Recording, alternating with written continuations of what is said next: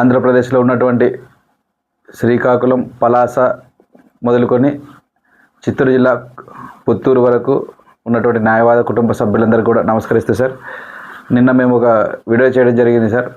ఆ వీడియోలో కంటెంట్ ఏమంటే, ఎవరైతే న్యాయవాదులు పోలీసుల చేత బాధింపబడి అక్రమ కేసులు ఎదుర్కొంటున్నటువంటి న్యాయవాదులకు మేము హైకోర్టులో క్వాష్ పిటిషన్స్ కానీ యాంటిసిపేటరీ బెయిల్స్ కానీ ఫ్రీ సర్వీస్ చేస్తామని చెప్పడం జరిగింది. ఎందుకు చెప్పడం జరిగిందంటే, మా అన్న కొడుకు సాయి చందర్ అనే అతను already national law college student, state ranker. ఆ అబ్బాయి హైకోర్టులో ప్రాక్టీస్ చేస్తున్నాడు. ఆ అబ్బాయి ద్వారా ఈ సర్వీస్ చేద్దామని ఆ అబ్బాయితో ఒక స్టేట్మెంట్ ఇప్పించాం సార్.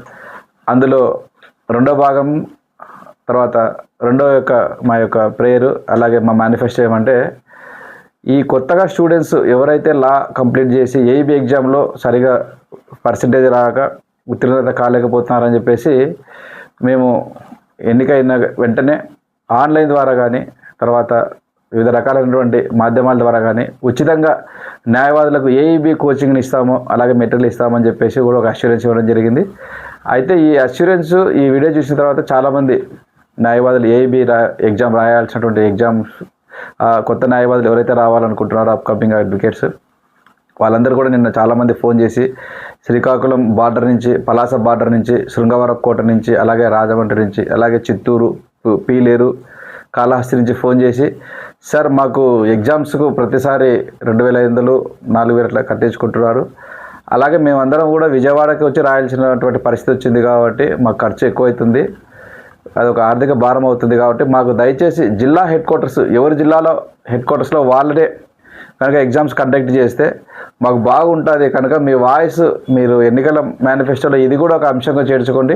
రేపు మీరు ఎన్నికైన తర్వాత ఈ అంశం మీద కూడా మీరు కృషి చేసి రేపు జూన్ జూలైలోనే ఎగ్జామ్ ఉన్నాయని చెప్పారు సార్ పిల్లలు. ఏఈబీ ఎగ్జామ్ ఈలోపు ఈ ఏఈబీ ఎగ్జామ్ సెంటర్ విజయవాడ కాకుండా ఏ జిల్లాలో ఉన్నటువంటి న్యాయవాదులకు, కొత్తగా రావాల్సినటువంటి న్యాయవాద వృత్తిలోకి రావాల్సినటువంటి ఫ్రెషర్స్ అందరికి కూడా ఎగ్జామ్ సెంటర్ను మరి ఆయా జిల్లాల హెడ్ క్వార్టర్లోనే పెట్టాలని చెప్పేసి మేము కూడా ఒక అష్యూరెన్స్ ఇస్తున్నాం సార్. కనుక అలాగే రెండోది, చాలామంది సీనియర్స్ కూడా సార్ చాలామంది ఫోన్ చేసి చెప్తున్నారు, సార్ మాకు కూడా సీనియర్స్ 65 ఏళ్ళు దాటినటువంటి వ్యక్తులు కానీ, అలాగే 35 సంవత్సరాలు పూర్తిగా ఈ రెండిట్లో ఏదో ఒకటి ఉండాలి సార్. మరి కొంతమంది గవర్నమెంట్ ఉద్యోగస్తులు 60-62 ఏళ్ళకు కూడా వృత్తిలోకి వచ్చినటువంటి వాళ్ళు ఉన్నారు. వాళ్ళకైతే కాదు, 25-20 సంవత్సరాల నుంచి వృత్తిలోకి వచ్చి, న్యాయవాద వృత్తిలోకి వచ్చి 65 సంవత్సరాలు పైబడిన వారికి కానీ, లేదా 30 సంవత్సరాలు న్యాయవాద వృత్తిలో కంప్లీట్గా పూర్తి చేసుకున్నటువంటి వారికి కానీ, ఈ రెండిట్లో ఏది ముందైనా లేదా రెండైనా కానీ సరే వీళ్లకు స్వచ్ఛందంగా పదవి విరమణ చేస్తే వీళ్ళకు కూడా ఒక బెనిఫిట్ని పెట్టాలని చెప్పేసి, ఏదైతే మరణానంతరం న్యాయవాదుల కుటుంబ సభ్యులకు కానీ వాళ్ళ నామినీస్ కానీ మనము డెత్ బెనిఫిట్ ఇవ్వాలా అని మనం నిర్ణయం తీసుకున్నామో, 20 లక్షలు ఇప్పించాలని, ఆ అమౌంట్ ఏదైతే ఉందో అది వాళ్ళు రిటైర్మెంట్ కనుక ప్రకటిస్తే వాళ్లకు వస్తుంది అనేది ఒక నిర్ణయం కూడా మీరు వాయిస్ని రైజ్ చేయండి సార్. ఇది బార్ కౌన్సిల్లో కూడా పెట్టి మాకు అందరి కోసం కృషి చేయండి అని చెప్పడం జరిగింది. ఇదొక అంశాన్ని కూడా మేము చాలామంది సీనియర్స్ నుంచి తీసుకున్నాం సార్. కనుక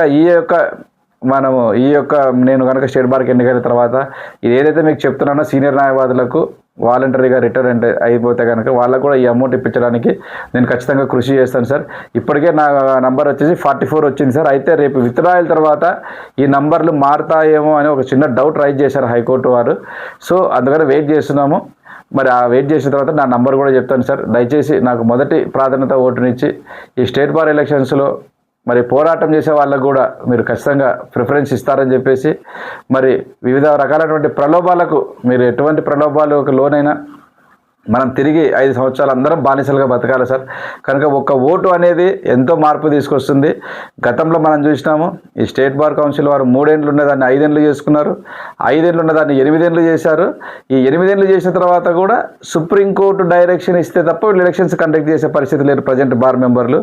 కనుక ఇంత దుర్మార్గంగా ప్రవర్తించడమే కాకుండా లాస్ట్కి వాళ్ళు పోతూ వెళ్తూ కూడా ఈ న్యాయవాదులందరినీ కూడా ఆర్థికంగా దెబ్బ కొట్టాలని చెప్పేసి 1,25,000 రూపాయలని నామినేషన్ ఫీ చేయడం, ఇది నాకైతే చాలా బాధ అనిపించింది. మేము వెంటనే రాజారాం సార్ గారికి, ఎంవి రాజారాం గారి సార్కి వెళ్ళి చెప్పడంతో ఆయన ఒక రిట్ పిటిషన్ వేసి ఆయన కష్టపడి దాదాపు హైకోర్టులో 2 గంటల ఆర్గ్యుమెంట్ చెప్పి 50,000 చేసిన తర్వాత మళ్ళీ వెంటనే బీసీఐ వాళ్ళు ఎవరైతే మన స్టేట్ బార్ వాళ్ళు ఉన్నారో వెంటనే హైకోర్టుకు వెళ్ళి సుప్రీంకోర్టుకు వెళ్ళి ట్రాన్స్ఫర్ ఓపీసి స్టే తీసుకురావాల్సిన పరిస్థితి తీసుకొచ్చి పెట్టడం జరిగింది. మళ్ళీ 1,05,000 చేశారు సార్. ఈరోజు నేను స్టేట్ బార్లో ఉన్నటువంటి మెంబర్స్ అందరికీ అడుగుతాను, 25 మందికి, సార్ అడ్వకేట్స్ బాధపడి అడ్వకేట్స్ చంపబడుతుంటే పోలీసులతోటి అడ్వకేట్స్ కొడుతుంటే అడ్వకేట్స్ను మీరు తప్పుడు కేసులు పెడుతుంటే అడ్వకేట్స్ వెల్ఫేర్ లేకుండా ఉన్నప్పుడు మీకు ఇది గుర్తు రాలేదా సార్? ఇంత ఆవేశంగా ఇంత వేగంగా పనిచేసిన మీరు ఈ వెల్ఫేర్ మీద ఎందుకు దృష్టి పెట్టలేదు? ఎందుకు అడ్వకేట్లను మర్డర్ చేస్తుంటే పోలీసుల స్టేషన్లో మీరు ఎందుకు దృష్టి పెట్టలేదు? అడ్వకేట్ ప్రొటెక్షన్ యాక్ట్ కోసం మీరు ఎందుకు పనిచేయలేదు సార్? నేను ప్రశ్నిస్తాను సార్ ఈరోజు ఒక న్యాయవాదిగా. కనుక దయచేసి సార్ మీరు చేసినటువంటి తప్పు పనులు ఇప్పటికే చాలా ఎక్కువైపోయినాయి. కనుక దయచేసి మీరు ఇటువంటి స్టేలు తీసుకురావడము, న్యాయవాదులకు ద్రోహం చేయాలనే ఆలోచనలు మానుకోండి.